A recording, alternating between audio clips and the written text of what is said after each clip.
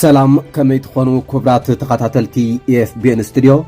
نلومي 29 تري 2026 حموس قطري زتدالو زيناتاتي حزلكم قريبه زلخو بقدامنت نطبتاتهم ابزوبا قرنا افريقا وتهدراون بوليتيكاون وطري كاب غزينا بغزينا عرغه يمص كم زلو اب زحبرل زلو اوان حيل بحري ايرترا اب لعل زيغاتاتي اتقيعو كتبل يمن زقربتو كسي اب كبابيتات صلمتن ولقايتن زكير زلو وغ قصيلو كم زلون زمناو اصوار زعاتق سراوت بلصغنا كاب بزحات كبابيتات تدفي موصون اب كباباتي كم زلون كم اون سرعات بلصغنا ناب تግራይ زكير زنبره براراتات بملؤ كم زسرزو زبلون كالوت زيناتات يحزلكم قريبه زلخو كساب موداتا مساي صنحكم كتكاتاتلو بخبري يعدم ابزوبا قرنا افريقا وتهدراون بوليتيكاون وطري كاب غزينا بغزينا عرغه يمص كم زلو اب زحبرول زلو اوان حيل بحري ايرترا اب مايات قيح بحر توافيروم اب لعل زنبور يمناويان غففت عصا متقعت يفصيم بمبال هاغراوي كوميشن سباو مسلات يمن بتري كم زخوننن كسي كم زقربن معكنا زينا تهاجر غليصن بمسرت اتي زتوهب مجلسي كوميشن ابالات حيل بحري ايرترا ابلعل 50 زخون يمناويان غففت عصا بزخفت وتقسي حاده قتلن كلو حيال قسيلو مالو كبليو غليصم ايرترا ماياو غزاتا بزي فقار سغيروم نزاتو غففت عصا يخون كال يمناويان يخونو زيغاتات كالو تاغرات نمصراي نحصير اوان اسيرا كم تفتح زفلت كوينم ابز حجز تقزلو غداي گن بوغن ايرترا زتوهب مجلسي يلن اتو كوميشن اتو متقعتي تحست اهغراو حقي سبا مسلات مخانو تقيسوم ابلعلي كللا زغبوم ابزخونه يكون تصاوتا تساتفو زيبلوم سيفلاويان زنصاصره مخانوون كسيسوم بتوساخي بتي زتفصم كونتا سبسلطان ايرترا بحقو منغدي تحتت نكخونم بحفشا ابلعل غففت عصا يمن زفصم وغبناتن غست انصار سباونتن بناص اوغن كمرمرن اتو كوميشن صويعم منغستي يمن يخون كوميشن سبا مسلات تهاجر كمزا عينت كستات قربو نفلما اوان كمزي كونه زفلت كوينم ازي حجي بكوميشن سبا مسلات يمن ناب ايرترا زقنع زقرب زلو كسيم دحرتي غزاتو مايات ايرترا تحسن بمتاون بحيلي ايرترا نايز تتحزا سلسته مراكب ازربايجان غداي زراراب كوينو اب زلو ولو اوانيم اب منغو سلطان منغستات ايرتران ازربايجان دحر زتغبره نوح زررب اب زحلفه عامت مغابيت ابتن زتتحزا مراكب زنبورو 18 زيغاتات ازربايجان سيعبون اتم تريفهم زنبورو 6 زيغاتا سريلانكا تلقيقوم ناب عدم كم زتملسو تغليص نيروم بوغن منغستي ايرترا بزعبا زن مراكب كونه مسئن زتاثر سبات زهابو زخون يخون مجلس زيل لخوينم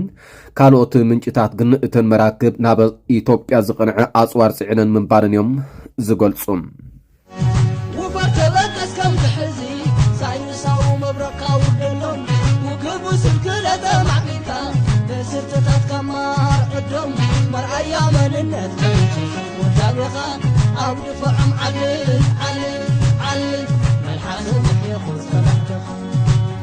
اب كبابيتات صلمتي اب منغو سراويت ኢትዮጵያን ትግራይን ዝከየድ ዘሎ ወግ ቀጽሉ ከም ዘሎ اب ዝሕብረሉ ዘሎ እዋን ሰራዊት ትግራይ ብዙሓት ከባቢታት በመቆጻጻር ንቅድሚት ይግስግስ ከም ዘሎ ተረጋጊጾም ሰራዊት ትግራይ አብሮባ ተከዘ ዓሪዶም ዝነበሩ ብልጽግና ዝምካሐሎም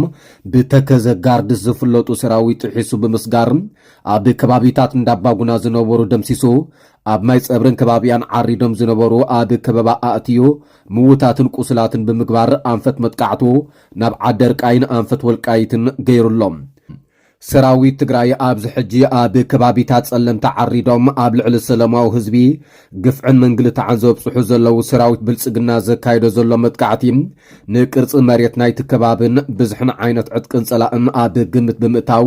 ረቂቕ ወተሃድራዊ ስልቲ ተጠቂሚኡ ዘካይዶ ዘሎም زاغيت بزعبا تذكر زلو وغ حابريتا زلو منጭታ زهابنا حابريتا سراوي تግራይ አብ ልዕል ጸለምትን ወልቃይትን ዝርከብ ሰራዊት ብልጽግና ሰለስተ አርምታት በመስላፍ በሰለስተ አንፈታት መጥቃዕት ፈኒሉ ከም ዘሎ በመግላጽ አብ ልዕልቲ በመካናይዝድን ድሮናትን ተሐጊዙ ዝዋጋ ዘሎ ሰራዊት ብልጽግና ሰፍ ዘይብል ክሰራታት በመብጻሕ ካብ ብዙሓት ከባቢታት ደፊኡ ከም ዘብጽኦ ሓቢሮም ሰራዊት ትግራይ ዛጊ ተቋጻጺርዎም ዘሎ ከባቢታት ምዝርዛር ንጸላኢ ሓበሬታ ምቕላብ ስለ ዝኾነ ንግዚኡ ካብ ምጥቃሶም ከም ዝቁጠብ ዝገለጸ እቲ ምንጪ እንተኾነ ብዙሓት ከባቢታት ጸለምትን ወልቃይትን ኣብ ትሕቲ ሰራዊት ትግራይ ከም ዝርከቡን ምህደም ዝሰኣነ ብዙሕ ሰራዊት ኢትዮጵያ እውን ኣብ ከበባ ኣትዩ ኢዱ ክህብ ይሕተት ከም ዘሎን ሓቢሮም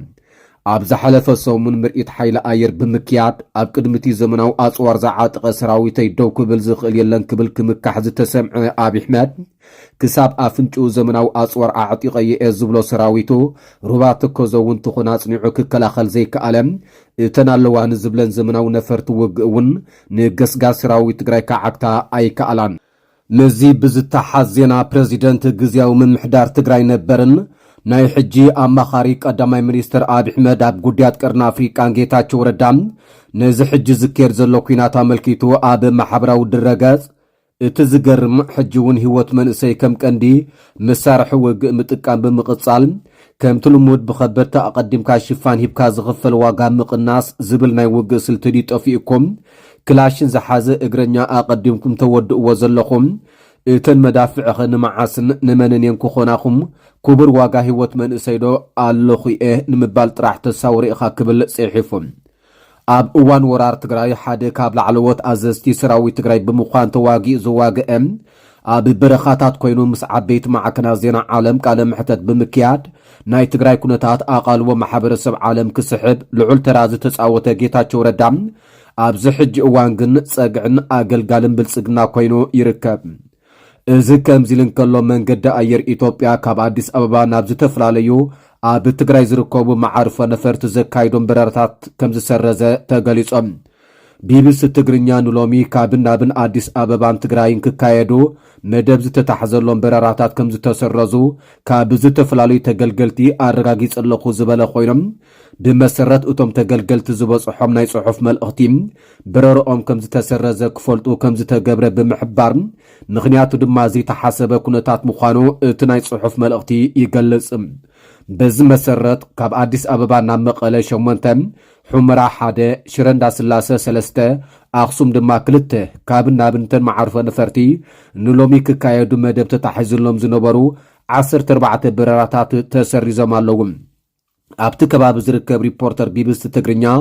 እቶም ካብን ናብን ኣዲስ ኣበባ ትግራይ ዝግበሩ በረራታት ከም ዝተሰረዙ ኣብ መቐለ ካብ ዝርከብ ቤት ጽሕፈት ትኬት እቲ መንገዲ ኣየር ኣረጋጊጽ ኣለኹ ክብል እውን ኣፍሊጡሎም ከምኡውን ኣብ መቐለ ዝርከቡ ሰራሕተኛታት እቲ መንገዲ ኣየርን ማዕርፎ ነፈርትን ሎሚ ሐሙስ ክዕርፉን ናብ ስራሕ ከይኣትውን ክፈልጡ ከም ዝተገብሩን ቢቢሲ ካብቶም ሰራሕተኛታት ዝረኸቡ ሓበሬታ ኣመልኪቶም ሓላፊ ቢሮ ትራንስፖርት ትግራይ ኣቶ ታደለ መንግስቱ